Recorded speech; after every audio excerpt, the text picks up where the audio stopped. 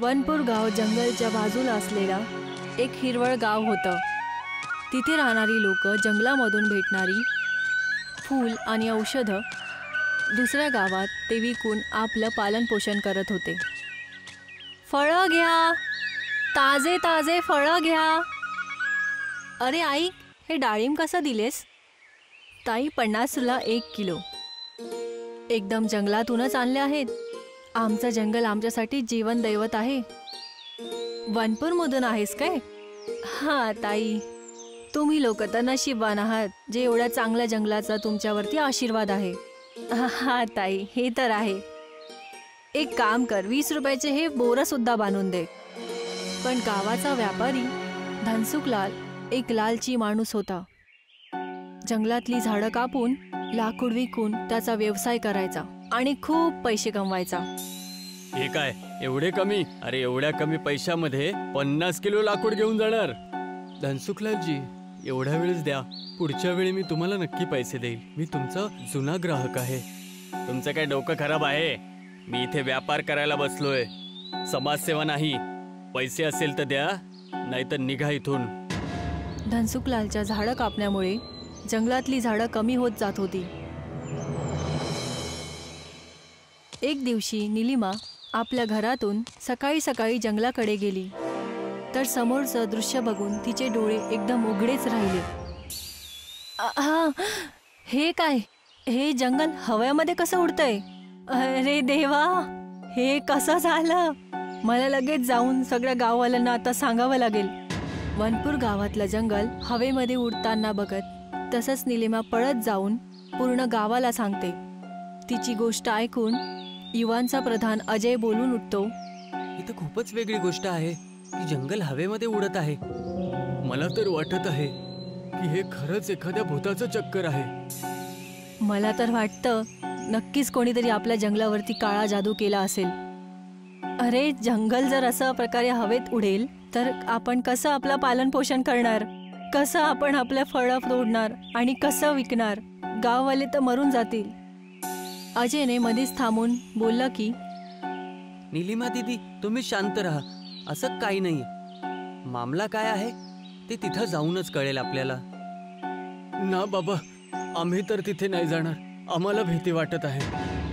सगळ्या गाववाल्यांनी उडत्या जंगलात जायचा नकार दिला, पण अजय एक बहादूर आणि एक शिकलेला मुलगा होता। तो भूत सारख्या गोष्टीवरती विश्वास नव्हता ठेवत। मी जातो आणि मी जाऊन बघतो की मामला काय आहे। अरे पण जाणार कसा? जंगल तर पूर्ण हवेमध्ये उडतोय। काही ना काहीतरी करावं लागेल। अजय आणि गाववाल्यांनी एक मोठी सीडी बनवली आणि त्याला जमिनीवरनं जंगलावरती टिकवलं। अजय वरती चढून जंगलमध्ये पोचतो तर हवा एकदम जोरात येते। अरे, आज जंगल काहीतरी वेगळंच वाटत आहे।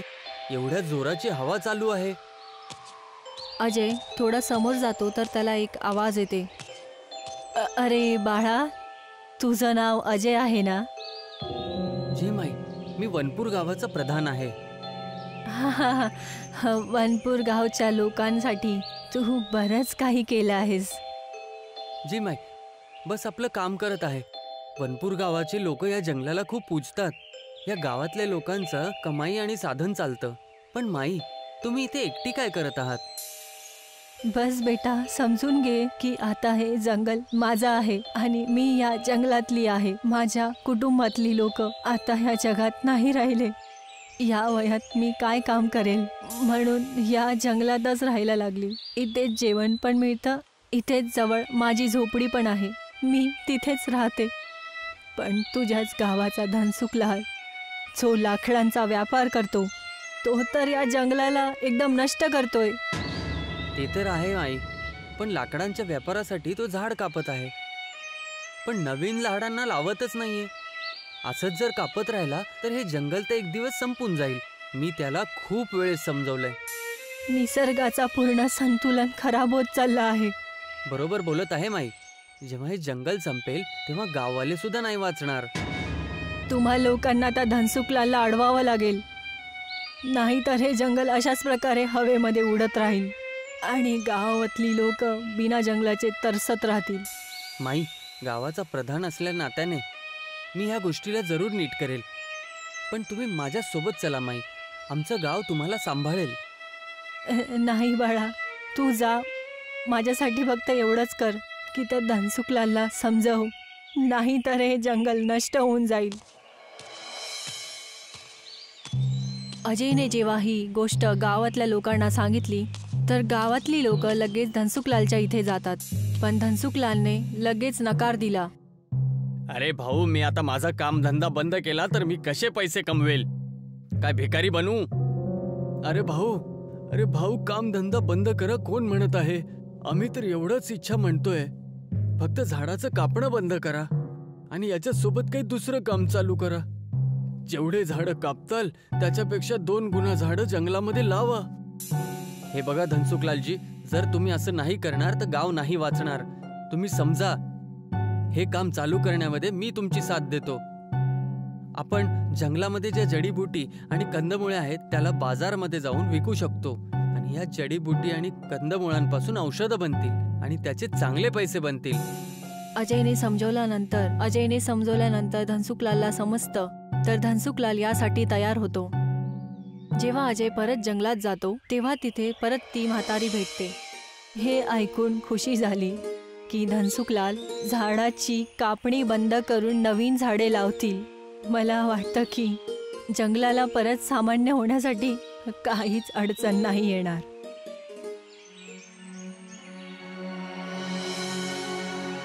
दुसऱ्या दिवशी जेव्हा जंगल सामान्य होतं तेव्हा गावातली लोक एकत्र येतात. अरे धनसुखलाल, जंगल तर बरोबर झालं. तुम्ही आणि अजय मिळून आता तुम्ही तुमचं काम करू शकता. अरे हा, हे लोक तर आपलं काम करतील. आपल्याला पण तर परत आपलं काम करायचंय. 2 दिवसापासून 1 पैसा सुद्धा नाही कमवला आहे. अरे निलिमा दीदी, का परेशान होत आहात? आता सगळं ठीक झालंय ना? धनसुखलाल आणि अजय एकत्र येऊन जंगलातली औषधी आणि जडीबुटी कंदमुळे शहरमध्ये एका औषधी कंपनीला विकतात. पैसे देताना अजय बोलला, धनसुखलाल, मी बोललो होतो ना तुमची चांगली आमदनी होणार. हो भाऊ, जरा बघ तरी, हा धंदा एवढा चांगला चालेल मी विचार पण नव्हता केला. धनसुखलाल, जंगलाची कदर करा.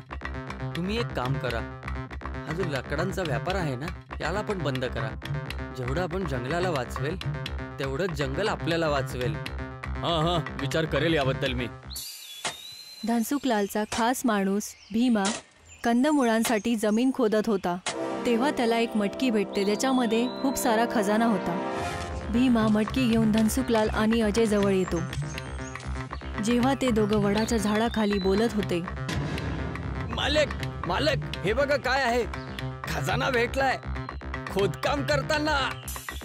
अरे वा, एवढे सगळे सोन्याचे आणि चांदीचे सिक्के. मी तर याला विकून श्रीमंत होऊन जाईल.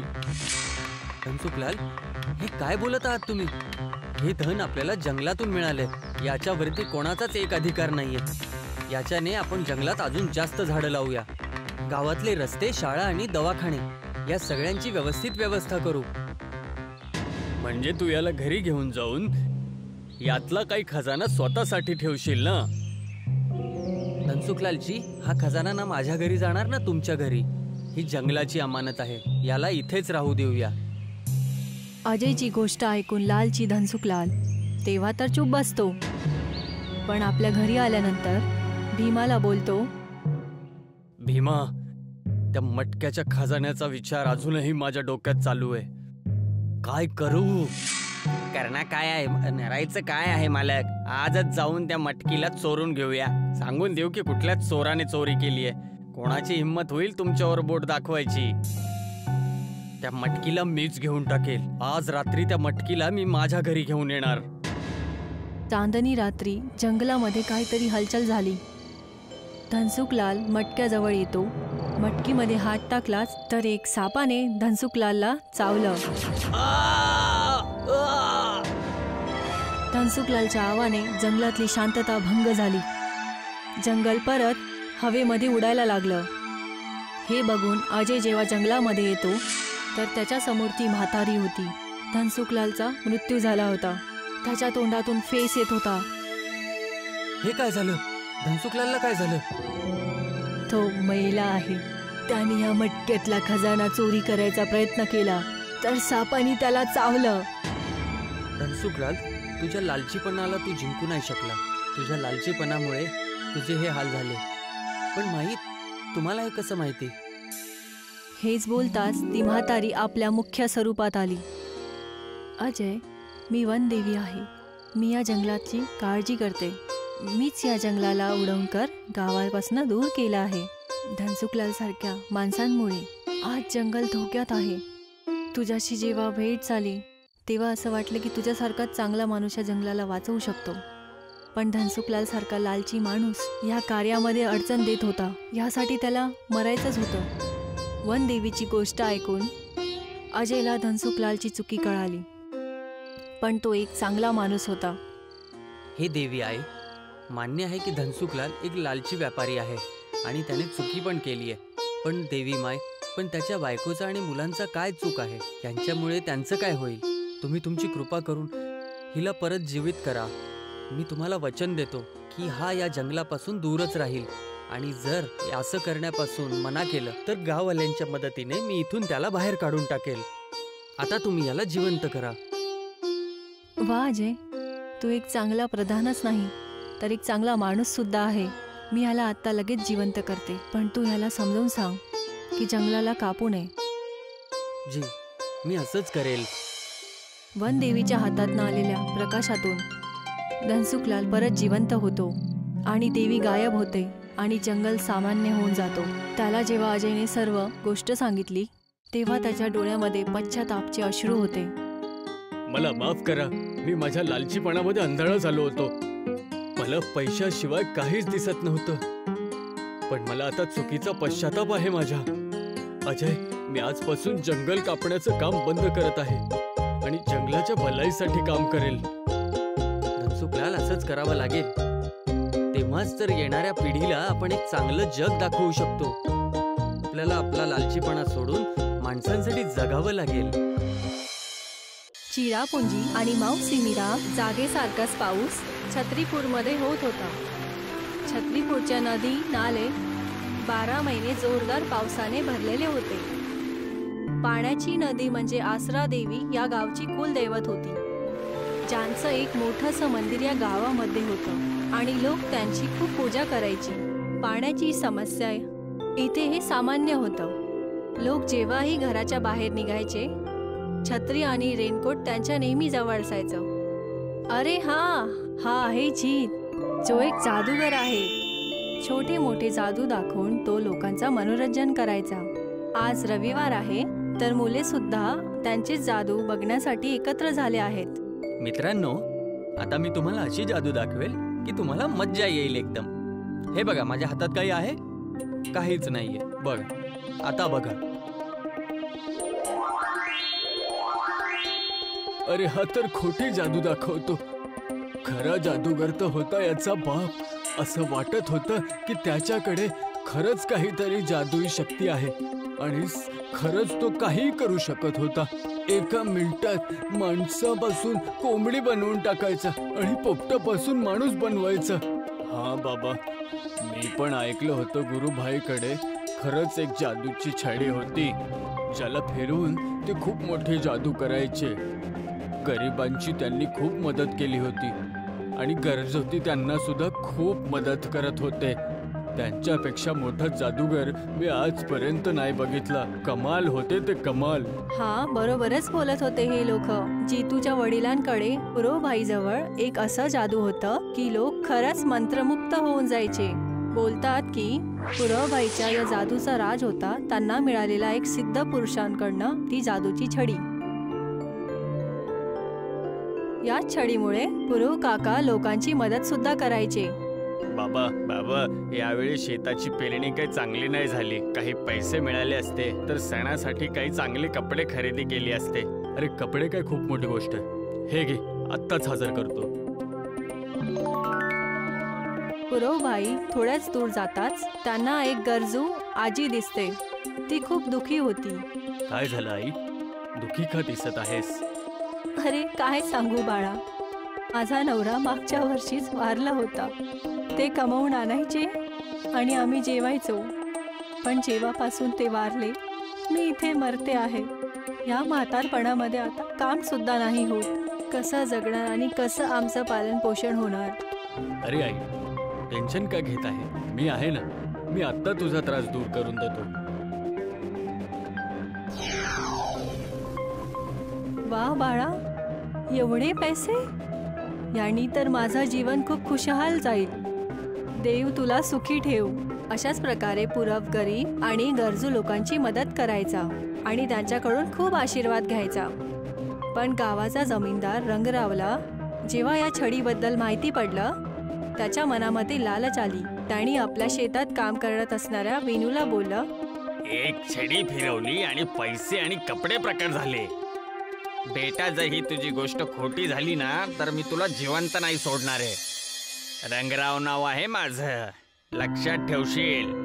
सरकार, मी जर खोटं बोलत असेल तर मला मारून टाका, पण मी माझ्या डोळ्यांनी बघितलंय. त्याने ती छडी अशी फिरवली की त्या किसानाच्या समोर नवीन नवीन कपडे आणि त्या म्हातारीला पैसे अचानक आले. कपडे आणि नोट एकदम चकाचक होते हो, आणि त्या लोकांनी पुरूला आशीर्वाद सुद्धा दिला. हा सगळा त्या छडीचा कमाल आहे. अशी छडी तर माझ्या हातात आली तर मी तर करोडपती बनून जाईल, नाही अरबपती बनून जाईल.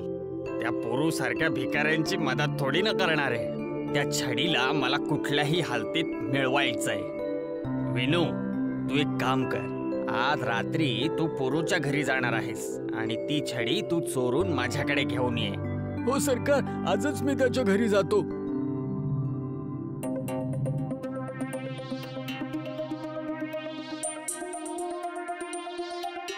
जेव्हा विनू पुरवबाईच्या घरामध्ये जाऊन जादुई छडीला शोधत होता, तर तेव्हाच ती छडी त्याला पुरवबाईच्या बाजूला दिसली. त्याने ते चोरण्यासाठी जेव्हा हात समोर केला तेवढ्यातच पुरवबाईचा डोळा उघडला. तर तू माझी ही जादूची छडी घेऊन पळून जायचा विचार करत होतास. आत्ता तुला अत्तल घडवतो. नाही, मला जाऊ द्या, मला जाऊ द्या. माझ्याकडनं चूक झाली, मला जाऊ द्या. घे, आता तू कुकडू कुकडू करत बैस आणि सकाळी सकाळी माझ्या घराच्या अंगणामध्ये बाग दे. पुरवबाईंनी त्याच्या चुकीची त्याला शिक्षा तर दिली, पण त्या घटनेनंतर पुरवबाई त्या गोष्टींबद्दल विचार करत बसले. जर ही छडी कोणा चुकीच्या माणसाच्या हातात पडली तर खूप त्रास होईल. काहीही चुकीचं होऊ शकतं. त्याचमुळे मला ह्या छडीला घराच्या संदूकमध्ये लपवून ठेवावं लागेल. ह्या छडीच्या बद्दल अशी बातमी पसरवावी लागेल की ही छडी माझ्याकडून कोणी चोरून नेली. तेव्हाच ही जादूची छडी संदूकमध्ये व्यवस्थित राहील. मग त्यानंतर पुरवबाईने त्या जादूई छडीचा कधीच वापर नाही केला. पण काही वर्षानंतर पुरव आपल्या शेवटच्या क्षणामध्ये होता. तू त्यांच्या जवळ होता तर त्यांनी सांगितलं, जितू, असं वाटतं माझ्या जायची वेळ आलेली आहे. तू खूप मन लावून जादूची कला शिकत राहा आणि त्याला लोकांच्या मनोरंजनासाठी वापर. ती जादूची छडी ज्याची बातमी मी फैलवली होती की ती चोरी झाली आहे, खरं तर ती चोरी नाही झाली आहे. त्या जादुई छडीला मी माझ्या संदूकमध्ये लपवून ठेवलंय. त्या छडीचा तू तेव्हाच वापर कर जेव्हा आपल्या छत्रीपूरच्या लोकांना त्याची जास्त गरज असेल. हो बाबा, मी नक्की हेच करेल. बाबा, बाबा. पुरुबाईच्या मृत्यूनंतर जितू जादूच्या खेळाने लोकांचं मनोरंजन करून आपलं पालन पोषण करायला लागला. पण इथे गावातल्या जमीनदार रंगरावची लालच वेळेवेळेने वाढतच जात होती. बघ रे जीवा, तू मला बोलला होता ना की 2 महिन्यात उधार घेतलेले पैसे वापस देईल. आज 3 महिने झाले, तू आज 1 रुपया नाही दिलाय. त्यामुळेच तुझ्या जमिनीवरती मी कब्जा करत आहे. पण मालक, माझी जमीन घेतली तुम्ही तर मी शेती कशी करेल आणि आपल्या परिवाराला कसं पाळेल? मी पैसे नाही कमवले तर तुमचे पैसे पण नाही देऊ शकणार. असं नका करू सरकार. असं करणार तर तुम्हाला आसरा देवी कधी माफ नाही करणार. आमचा तर नाही, आमच्या गावाच्या देवीची तरी इज्जत ठेवा. मला माझी जमीन देऊन टाका. आसरा देवीच्या नावाने मला घाबरू नको आणि असं रडल्याने काही फायदा नाही. मला माझे पैसे दे, नाहीतर जमीन माझ्या नावावरती कर. रंगराव जसं छत्रीपूरला लुटायलाच बसला होता. गावातली कुलदैवत आसरा देवीचंही त्याला भीती नव्हती. एक वेळीची गोष्ट होती. रात्रीच्या वेळेला आसरा देवीच्या मंदिराचे दरवाजे जेव्हा लागले होते तेव्हा माझी किती दिवसापासून इच्छा होती की हे सोनं मला भेटलं पाहिजे. मला सोने दागिने देवीच्या मूर्तीवर काय करताय? मी याला विकून तर अजून श्रीमंत होईल. दुसऱ्याच दिवशी गावामध्ये दागिने चोरीची गोष्ट खूप जोरात पसरली. चोराच्या शोधामध्ये त्याआधी गावामध्ये जोरात पूर आला. लोकांच्या घरातलं सामान त्या पुरामध्ये वाहून जायला लागलं. हे बघून जितूला राहवलं नाही आणि त्याने आपलं संदूक उघडलं. ओहो, ह्या पुराने तर गाववाल्यांची जमीन खराब करून टाकली. गावाला माझी गरज आहे आणि हीच खरा वेळ आहे जेव्हा ह्या छडीला मी आता वापरू शकतो. याच्या वापराने मी माझ्या गाववाल्यांचा जीव वाचवू शकतो. माझ्या छत्रीपूर गावाच्या लोकांची रक्षा कर. मग काय होतं? त्या उलट्या छत्रीमध्ये गावातली सगळी लोक आलीत आणि ती छत्री उडताच गावातल्या जवळच्या पहाडावरती जाऊन थांबली. सर्वजण पहाडावरती उतरलेत. हे काही साधा सुद्धा पूर नाहीये. हा आसरा देवीचा श्राप आहे, ज्याने पण मंदिरात जाऊन देवीचे दागिने चोरलेत. आणि जर तो चोर नाही पकडलेला गेला तर हा पूर पूर्ण गावाला खाऊन टाकेल. पण चोराचा पत्ता कसा काय लागेल बाबा?